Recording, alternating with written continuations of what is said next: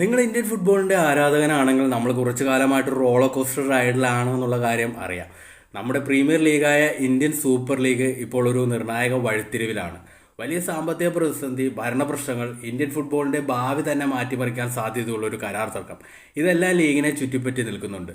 2014 ISL തുടങ്ങുമ്പോൾ അത് വലിയ വിപ്ലവമായിരുന്നു.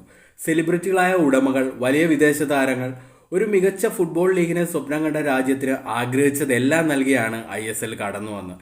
എന്നാൽ ഈ തിളക്കത്തിനിടയിലും വലിയ വിള്ളലുകൾ പ്രത്യക്ഷപ്പെട്ടു തുടങ്ങി. മിക്ക ISL ക്ലബ്ബുകളും വലിയ സാമ്പത്തിക നഷ്ടത്തിലൂടെയാണ് മുന്നോട്ട് പോകുന്നതെന്ന റിപ്പോർട്ടുകൾ പുറത്തു വന്നു. പ്രതീക്ഷിച്ചതിലും വരുമാനം കുറഞ്ഞതോടെ ക്ലബ്ബുകൾക്ക് പ്രശ്നങ്ങൾ തലക്ക് മീതെ വളരാൻ തുടങ്ങി.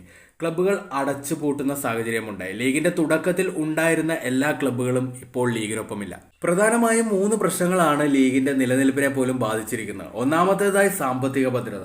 ക്ലബ്ബുകൾക്ക് നിരന്തരമായി പണം നഷ്ടപ്പെടുകയാണെങ്കിൽ ലീഗിന് അധികകാലം മുന്നോട്ട് പോകാൻ കഴിയില്ല.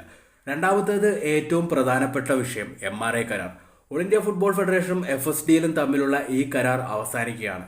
പുതിയ കരാറുകാരെ കണ്ടെത്താൻ കഴിയാത്തതിനാൽ 2025-26 സീസൺ പ്രതിസന്ധിയിലാണ്. ഭരണസമിതിയും വാണിജ്യ പങ്കാളും തമ്മിലുള്ള അധികാര വടംവലി പുതിയ നിക്ഷേപകരെ അകറ്റി നിർത്തുന്നതിന് കാരണമായി. അവസാനത്തേത് അത്ര വലിയ പ്രശ്നമല്ല, എന്നാൽ ലീഗിന്റെ വളർച്ചയ്ക്ക് ഇത് അനിവാര്യമാണ്. വളരെ കാലമായിട്ട് നമ്മുടെ ലീഗ് ഒരു ക്ലോസ്ഡ് ലീഗായിരുന്നു. അടുത്തിടെയാണ് പ്രമോഷൻ കൊണ്ടുവന്നത്. റെലഗേഷൻ ഇല്ലാത്തത് ലീഗിന്റെ മത്സരബുദ്ധിയെ ബാധിക്കുന്നു എന്ന വിമർശനം ഉയരുന്നുണ്ട്. എന്നാൽ ലീഗിന്റെ നിലനിൽപ്പിന് ആവശ്യം പുതിയ വാണിജ്യ പങ്കാളിയാണ്.